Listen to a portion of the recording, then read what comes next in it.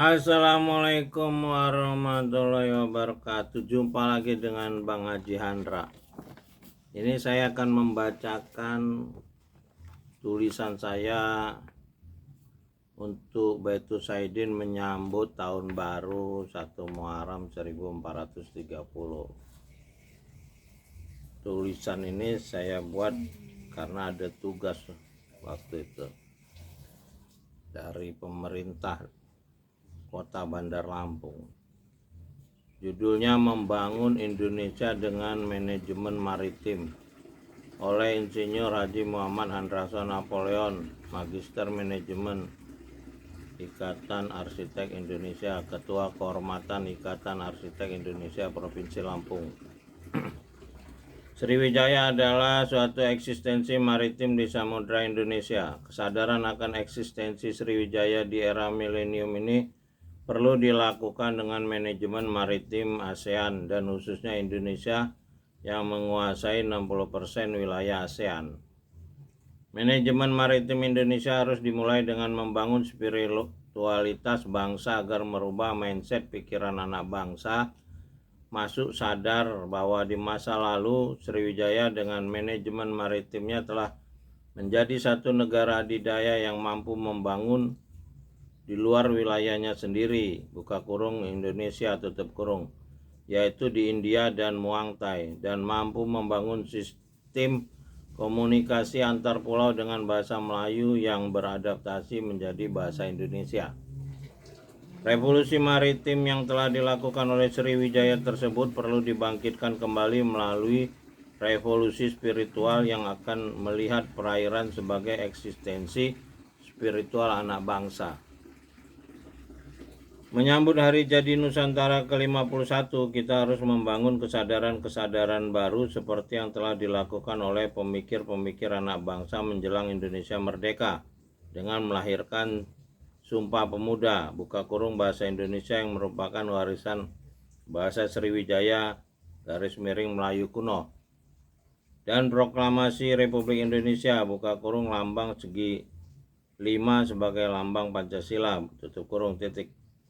Hal ini juga pernah dilakukan oleh Pati Gajah Mada selaku tokoh pemikir di Majapahit. Manajemen spiritual perlu dilakukan karena sebagus apapun program pembangunan apabila spiritualitas anak bangsa buruk, semuanya tidak akan jalan. Sederhananya untuk memperbaiki kehidupan dengan cara memperbaiki ibadah. Tanpa pandangan bekerja adalah ibadah, maka kita hanya melakukan perusakan-perusakan alam karena tidak adanya tuntunan dari hati nurani yang cerdas dalam bimbingan ilahi. Kita tidak harus berkecil hati pada hari ini ketika melihat sebagian besar anak bangsa berpikir negatif terhadap alamnya. Tetapi semua cita-cita untuk melakukan perbaikan hanya dapat dilakukan sebatas usaha atau ikhtiar yang tak kenal putus asa sampai datangnya pertolongan Allah Subhanahu wa Ta'ala, Sang Pencipta alam semesta. Hari ini kesekian Hari Nusantara ke-51 diperingati pada tanggal 18 Desember 2008. Kita coba merenung sejenak alangkah besarnya karunia Allah kepada bangsa Indonesia. So what? Tanda tanya. Menelusuri jejak bangsa maritim Sriwijaya, jika Sriwijaya merupakan kerajaan maritim terbesar di Asia Tenggara, kenapa tidak meninggalkan bekas-bekas kemegahan yang dapat diamati hingga kini? Tanya seorang mahasiswa. Pertanyaan itu segera mengundang berbagai pertanyaan dari para mahasiswa sejarah se-Sumatera yang cenderung meragukan kebesaran Sriwijaya sebagaimana diajarkan di buku sejarah. Forum Ilmiah Mahasiswa Sejarah se-Sumatera di Museum Bala Putra Dewa di Palembang, Sumatera Selatan pertengahan Desember 2004 lalu serentak menjadi diskusi yang hangat. Perbincangan tentang Sriwijaya selalu memancing diskusi berkepanjangan, mengingat keterangan tertulis ataupun dalam bentuk peninggalan arkeologi yang mengungkapkan kejayaan kerajaan maritim terbesar di Nusantara itu memang masih terbatas. Sejumlah manuskrip dan prasasti tentang kerajaan yang berkembang abad ke-7 sampai dengan 13 Masehi di wilayah Sumatera itu banyak yang telah rusak. hilang atau masih terkubur dalam tanah. Sejarah Sriwijaya justru banyak disusun berdasarkan berita-berita dari pengelana asing, seperti dari Cina, India, dan Arab. Data arkeologis tentang Sriwijaya yang mula-mula muncul adalah prasasti Kota Kapur yang ditemukan J.K. van der Meulen di dekat Sungai Mendo, Dusun Kota Kapur, Desa Pemagan, Kecamatan Mendo Barat, Kabupaten Bangka, Desember 1892. Prasasti di atas tunggul batu itu berisi kutukan bagi mereka yang tidak taat kepada Raja Sriwijaya. Nama Sriwijaya mulai dikenal sebagai kerajaan sejak G. Kodes menerbitkan artikel berjudul Le Royaume de Sriwijaya tahun 1918. Sejak itu kerajaan Sriwijaya semakin menarik perhatian para peneliti dari Indonesia dan asing. Jejak-jejak Sriwijaya terus digali dan temuan-temuan baru pun bermunculan. Pada 17 November 1920 ditemukan prasasti Talang Tuo di Desa Gandus, Palembang. Prasasti berisi tulisan huruf Palawa berbahasa Melayu kuno bertarikh 684 Masehi itu menyebutkan tentang pembangunan Taman Sri Setra oleh Dapunta Hyang Srijaya Nasa. Pada akhir Desember 1920 ditemukan prasasti Kedukan Bukit di tepi sungai Kedukan Bukit, Palembang. Prasasti bertarikh 682 Masehi yang dipahat di batu kali itu menceritakan perjalanan Dapunta Hyang bersama bala tentaranya untuk mendirikan Wanua, buka kurung tempat tinggal, tutup kurung Sriwijaya.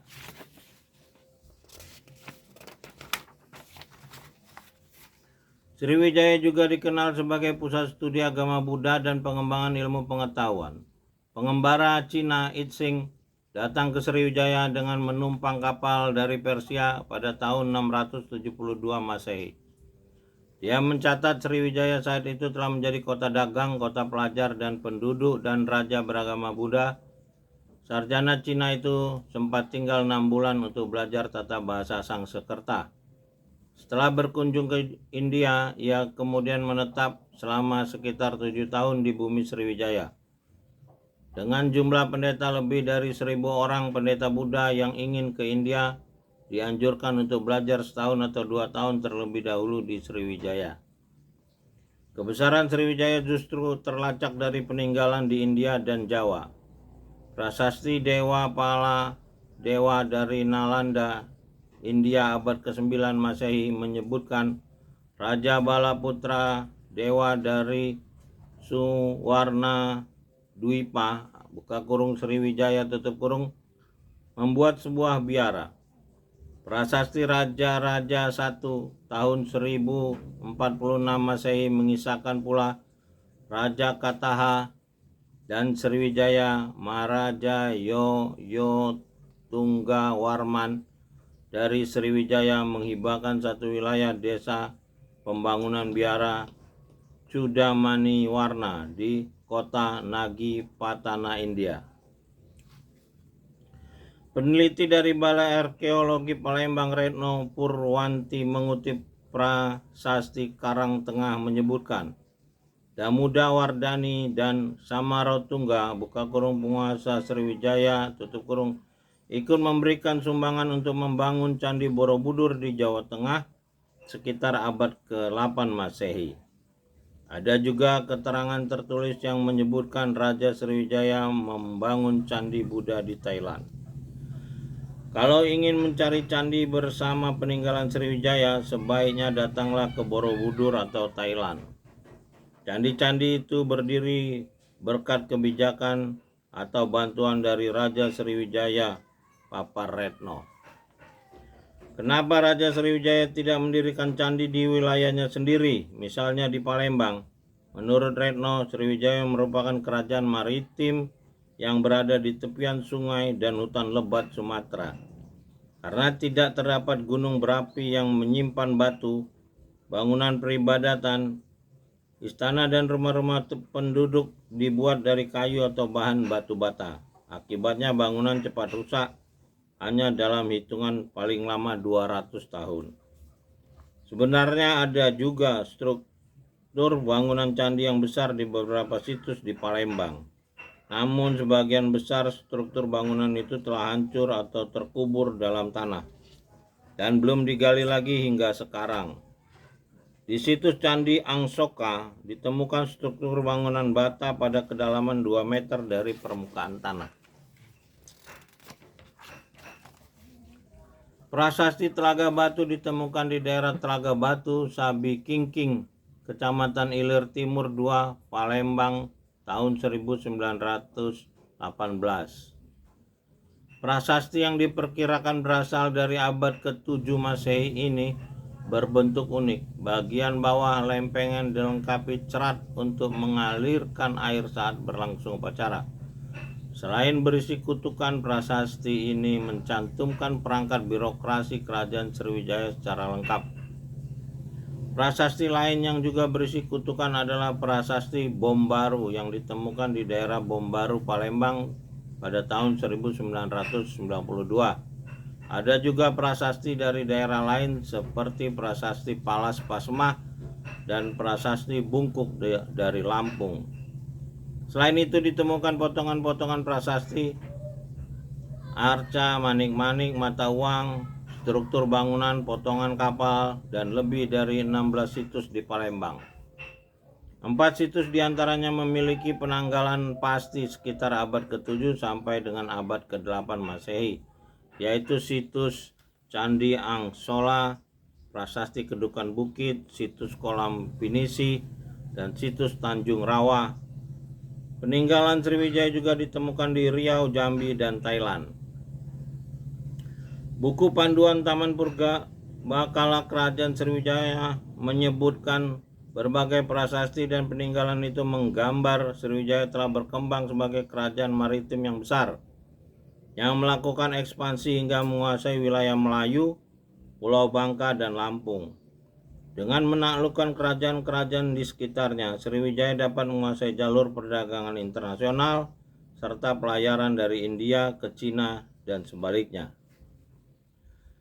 Berita dari Cina dan Arab menyebutkan kapal-kapal Sriwijaya juga berlayar ke Cina dengan membawa berbagai komoditas perkebunan seperti cengkeh, pala, lada, timah, rempah-rempah, emas, dan perak. Barang-barang itu dibeli atau ditukar dengan porselin, kain katun, atau kain sutra. Guru Besar Sejarah dari Institut Agama Islam Negeri IAIN Raden Patah Palembang, Profesor Dr. Jalaluddin mengemukakan, Palembang merupakan bandar perdagangan yang strategis dan aktif mengembangkan hubungan dagang ke Persia, Cina, India, dan Pulau Jawa. Armada kerajaan itu telah melayari jalur perdagangan dari Teluk Parsi di pantai barat selatan Asia hingga ke Cina di pantai timur.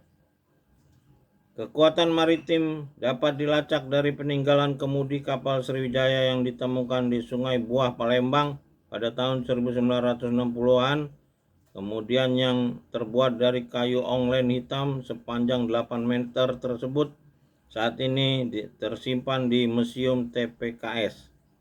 Memperhatikan ukurannya yang besar dan panjang, kemungkinan kemudi itu digunakan untuk mengemudikan kapal besar guna mengarungi samudra.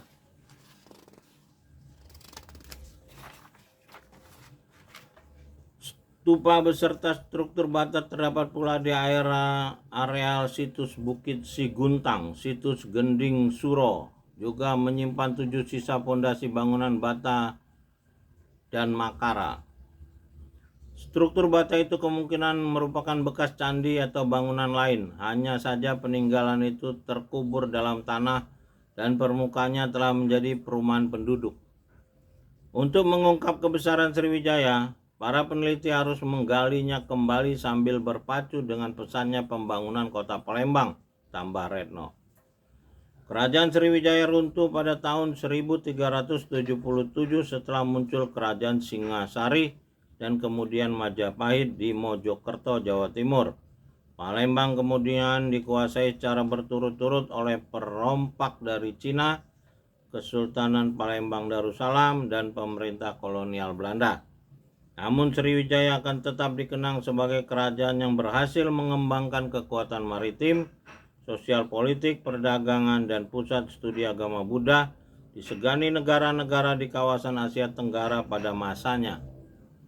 Kebesaran Sriwijaya tidak harus diidentikan dengan peninggalan fisik yang megah, tetapi yang terpenting generasi muda hendaknya tetap mengingat Sriwijaya sebagai kerajaan maritim terbesar di Asia Tenggara, tutur budayawan Palembang Johan Hanafiah.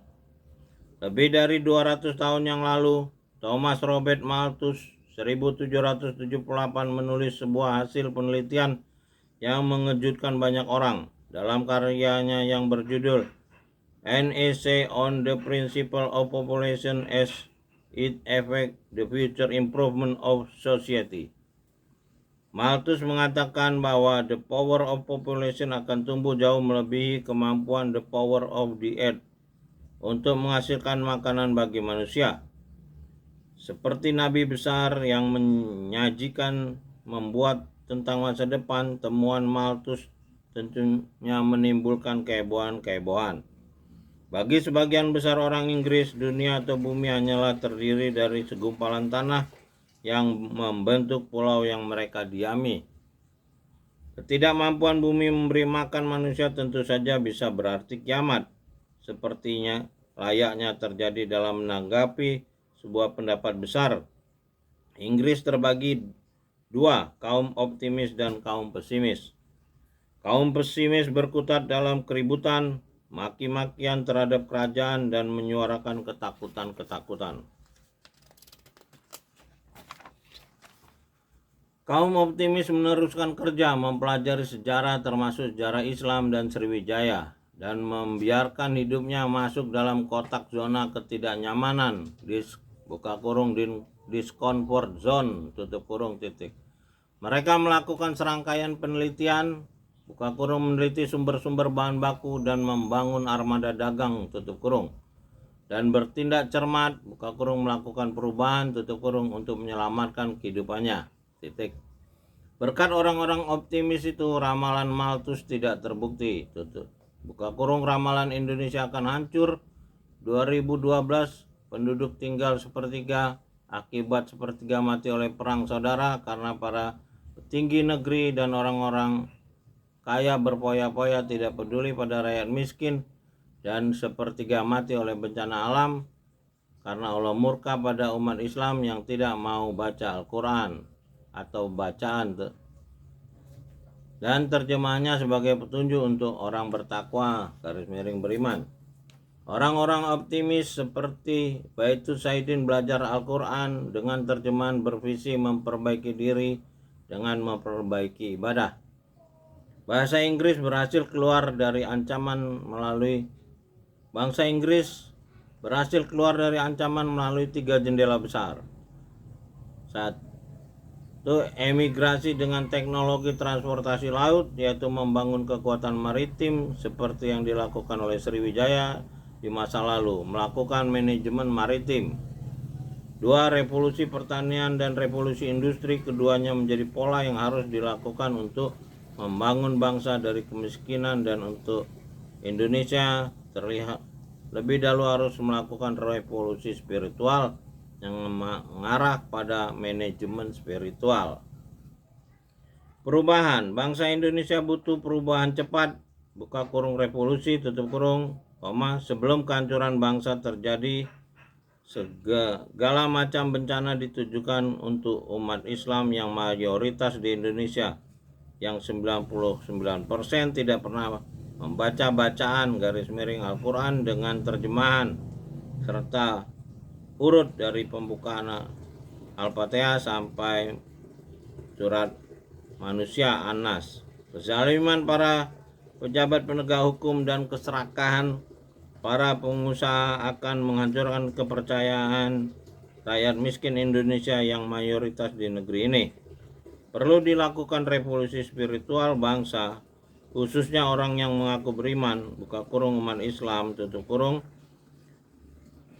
kalau pengendara mobil tidak pakai safety belt dan pengendara motor tidak memakai helm standar akan ditangkap. Maka orang yang mengaku beriman dengan Al-Quran bacaan wajib melaksanakan sholat subuh harusnya yang tidak melakukan ditangkap dihukum denda atau dia menyatakan diri keluar dulu dari Islam sehingga tidak ada tuntutan untuk wajib sholat subuh. Karena apabila kewajiban sholat subuh bagi umat yang beriman Islam tidak dilakukan akan mengundang azab Allah Subhanahu wa taala. Kedua, segera membenahi manajemen bangsa dengan melakukan manajemen maritim karena aset bangsa 90% di perairan laut, sungai, sumur bor dan sebagainya. Apabila manajemen maritim tidak dilakukan, maka kita tidak akan pernah menjadi bangsa yang kaya. Kemiskinan akan terus meluas yang akan melahirkan perang saudara. Kedua, manajemen ini yaitu manajemen spiritual, dan manajemen maritim insya Allah mampu menyelesaikan krisis bangsa yang telah masuk tahun ke-9 ini, dan pada ulang tahun Hari Nusantara ke-51 adalah momen terbaik untuk memulai perubahan visi bangsa Indonesia, belajar dari nenek moyang bangsa Indonesia ketika membangun Sriwijaya yang telah menjadi negara superpower di abad ke-6 dan 7. Terbukti dengan luasnya wilayah dari Madagaskar sampai Kepulauan Maluku, dari Jawa di bagian selatan, India dan Thailand di bagian utara, yaitu terbukti dengan peninggalan-peninggalan di India, Thailand, dan di Indonesia, Candi Borobudur. Ya, alhamdulillah ini saya sudah bacakan tulisan saya 17 tahun lalu. Mudah-mudahan akhir tahun 2025 ini 31 Desember 2025 ini hari Rabu ini bisa menjadi semacam perenungan untuk kita memasuki tahun 2026 menuju Indonesia mandiri tahun 2045 dengan revolusi jujur yang akan membangun manajemen maritim Nusantara dengan nama negara samudra dan manajemen spiritual sebagai negara langit, yaitu dengan Pancasila yang sila pertamanya Tuhanan Yang Maha Esa dan Mukadimah Undang-Undang Dasar 1945 yang menyatakan negara ini sebagai rahmat Allah Subhanahu wa taala. Sampai jumpa lagi dengan Bang Haji Handra di Taman Menara Langit, situs Kerajaan Kandis. Alhamdulillahirabbil alamin. Salamun qaulam mir rabbir rahim. Sampai jumpa lagi.